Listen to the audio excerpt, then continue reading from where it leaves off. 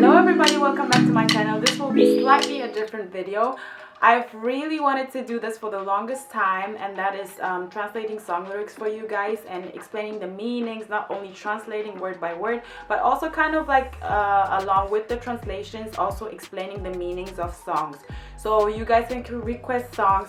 As you might have seen in one of my recent videos, if you didn't see it, then just click here to see it. Music is one of my most useful and successful ways to learn languages. So what I personally do is I would like translate song lyrics and just like find out the meanings and like the expressions that are in the songs and stuff like that. It's so full and rich of expressions. So that is what I wanted to do with you today. And today we're going to do this with a song I've been obsessed with like crazy. So this song is from the Spanish singer called Rosalía, and it's in Spanish obviously. It's called Pienso en tu Mirá. We're gonna translate this song, and also I'm gonna like tell you the meaning. This song is also full of personal interpretations. One thing is to understand the literal language, and another thing is to understand the actual meaning of things, what they're saying in the song. Alright, I'm gonna give you a little bit of a background of this song and of the singer. So Rosalía is a Spanish singer. She is a flamenco singer, but she's been like making a whole lot of buzz in Spain, not only in Spain, because she's mixing the traditional gypsy Spanish flamenco music with urban music sound. I've lived in Spain, so I know, like, especially in the south of Spain, the flamenco music is very like traditional, and she's been doing like a whole nother thing with it. So it's been turning out into like this urban pop, not really, I wouldn't say it's pop, but it's like urban style, like modern style music. And she like connects sounds that you wouldn't actually like think they could come together, but it's like a whole fusion of everything, and it's so pleasing to the ear, and I'm like, wow. So actually the whole album is based on a 13th century novel called Flamenca. It's a gypsy novel written by an anonymous author, and the storyline speaks about a woman who is basically imprisoned after her marriage to this man who becomes like very possessive and jealous. So he basically incarcerates her and imprisons her like in her own house. So Rosalía took this storyline and kind of like put it throughout all the songs on her album. So the songs are divided by chapters actually. So this one is the third chapter. As far as the vocabulary goes in this song, it's fairly simple, but the meanings behind the words are a whole nother level. So to understand the words is not that difficult. That's why I chose to translate this song for you guys, because the words are really like simple to understand, and like overall the storyline is simple to understand. But then the meaning behind, I will get a little bit into it because there's a whole lot like to see, and it's not only the words, but it's also the music video, the visuals which go along with the lyrics that tell a lot of the story. I wanted to make it about the language, right? So I wanted to focus more on the lyrics, but then I also wanted to dive a little bit, just a little bit, into like the symbolism and the visuals, because she has like a whole lot. So that's what we're gonna do, one part with the lyrics, and then after that we're gonna go into the like the visuals, because I always tell you, like, to understand a language you have to understand the culture, and also kind of like the historical backgrounds and stuff, like, yeah, like the little cultural stuff, you know, that no one will like tell you if you won't ask, or if you will not like know someone from the place or anything like that. So I'm here to do that for you guys. So yeah, and I've seen a whole lot of reaction videos to this video and to the song, but those were reaction videos from non-Spanish speaking like people, because it's such a pity, because most of the people don't understand, like, they don't understand the language, and they don't understand like the meaning and the words behind it, and everything just gets lost. So that's why it is so important, like, whenever you can get like your hands on not only understanding a language but also understanding the culture, like, this shows like how super important it is. Like, the whole message she's trying to convey with this song, it just gets lost if you don't understand the language. Artistically and vocally and also visually, this is like a piece of art. I'm not gonna play this song here due to copyright issues, you know, so you can go, and I'm gonna link the video down below so you can go and listen to the song. I'm basically just gonna show you the clips, but I'm not really like putting the music on here, like just like a little bit maybe, but yeah. So we're gonna stick to the visuals mainly and to the lyrics, to the song lyrics, okay? As I told you before, the album has like a whole storyline, so the songs intertwine. So this is the third song, Pienso en tu Mirá. I'm thinking about your gaze. Capítulo 3, so chapter 3, celos. Celos is jealousy. So, me da miedo cuando sales. I am scared when you go out. Miedo is fear. That's how you actually say it. Me da miedo cuando sales. Sales, and the S at the end you pronounce it. But she, when she sings it, me da miedo cuando sale. She's like, me da miedo cuando sale.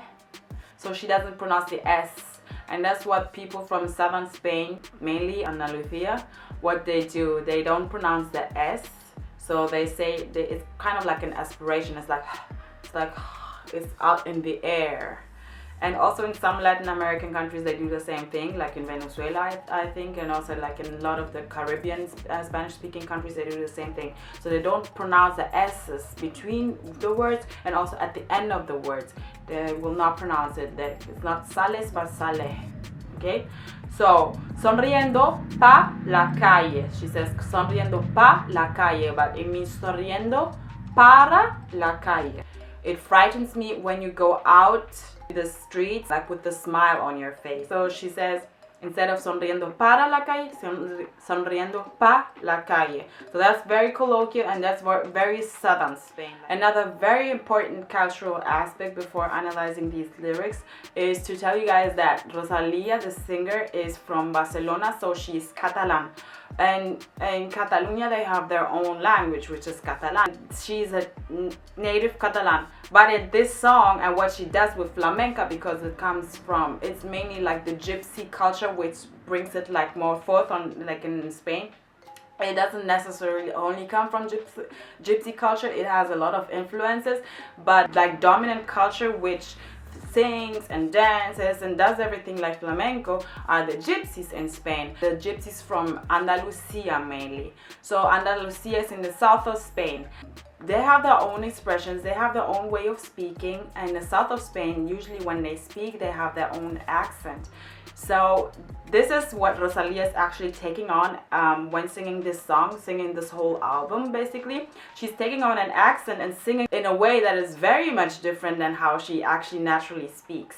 So there's been also a whole lot of like buzz about cultural appropriation.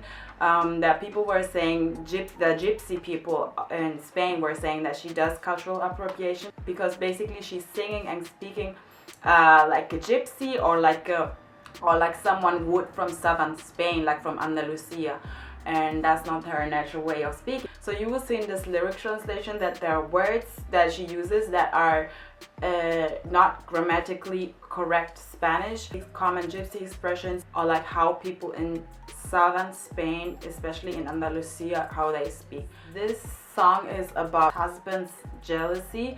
So he's basically like saying all of those words, all of those lyrics that she is singing now. It's basically from the perspective of the husband, what he's saying, why he won't let her go out, why he won't let her do things on her own. So this is his point of view. So he's saying, it frightens me when you go out the street, smile with, because everybody can see, porque todos pueden ver los hoyuelitos que te salen, the dimples that come out when you smile. So that's what he's saying to her. Alright, okay? Right, next. Y del aire cuando pasa por levantarte el cabello. And here he's basically continuing the phrase because he says, me da miedo cuando. So it frightens me when. So he's telling her all the things that he's afraid of, he's scared of. So he's scared of when she goes up the street with a big smile on her face. He continues, he says, y del aire cuando pasa por levantarte el cabello. El aire is the wind. Levantar is like lift up the hair. So he's basically jealous of the wind lifting up her hair. Y del oro que te viste por amarrarse a tu cuello. He's also afraid of gold that she wears and that touches her neck. So oro is gold. And then que te viste is what you put on. Vestirse means to dress up, to yeah, to put on clothes. Like, all of these things, like, he's scared of and he's afraid of, that the wind will blow through her hair and touch her and lift up her hair. He's scared of the gold that she's wearing touching her skin, touching her neck, right? Because he's that possessive. And then he continues and says he's also scared of the el cielo y de la luna porque tú quieras mirar. So he's also kind of jealous of the sky and the moon because she wants to look at them. Mirar es look. Hasta del agua que bebes cuando te mojas los labios. He's even scared of her drinking water when she wets her lips, because the water will touch her lips, right? Even of the water that you drink, and then cuando te mojas los labios, when you wet your lips. Mojarse is to wet, and labios, lips, okay? Los labios, the lips. So, pienso en tu mirá. So here it is also very clear, like this is the southern gypsy Andalusian way of speaking. Instead of saying mirada, which is gaze, mirada, she says mira, because that's they cut the endings of the words out. So it's just mira instead of mirada, okay? So, pienso en tu mirá. I'm thinking about your stare. Pienso en tu mirá clava es una bala en el pecho. It's like a bullet in the chest, okay? Clava is like it's nailed, like a bullet in a clavada. Here also she says instead of clavada, she says clava. Again, she says it in an Andalusian way, or like more gypsy way, which is pienso en tu mirá clava una bala en el pecho. So she like kind of like, she doesn't really pronounce the words like from beginning to end. So she says mira clava instead of clavada, instead of s. The s, you see, they don't pronounce the s. Cuando sales por la puerta, pienso que no vuelves nunca. When you go out the door, I think you never come back. Okay, so he has that fear that when she's out the door, she's not gonna come back, right? So that's why he's saying like, and if I don't hold on to you tight, I feel that it will be my fault, like when she leaves, right? So that's what he's saying. Si no te agarro, agarrar is to hold on, take. Agarrar fuerte is like tight or strongly, okay? Siento, sentir is to feel. Que será, that it will be. Mi culpa, my fault. Mi, my, and culpa, fault, okay? So again, tan bonita que amenaza, so beautiful that she's threatening, right? And then cuando callas me das miedo, when you're quiet, you scare me. Tan fría como la nieve, just as cold as snow. Cuando cae desde el cielo, just as cold as snow when it falls down the sky, okay?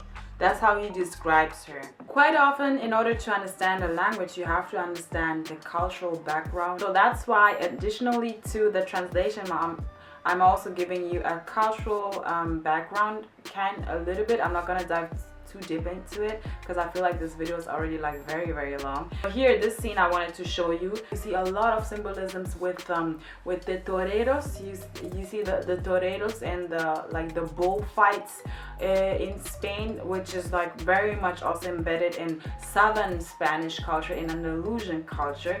I just wanted to show you also this symbolism behind the bull, which is there. And you can see the horns of the bulls. There's an expression in Spanish which says poner los cuernos. You see the bull with his horns, and then the bull hangs up like also on the wall. Poner los cuernos in Spanish, at least in Spain, means to cheat on or to betray. Yeah, so it's cheating on. Poner los cuernos. So he's basically cheating on her, and that's what they are showing with these visuals.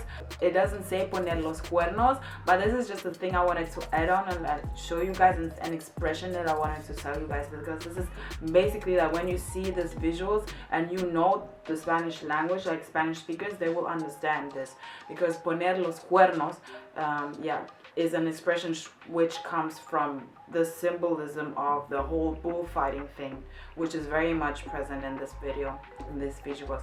So that was it. Basically, it was a whole lot of long video. I know I really didn't get too much into depth with, because I know there's a whole lot more into this video, but I kind of just wanted to show you more the language side of it, kind of just translate it more for you guys, for you to understand the song lyrics.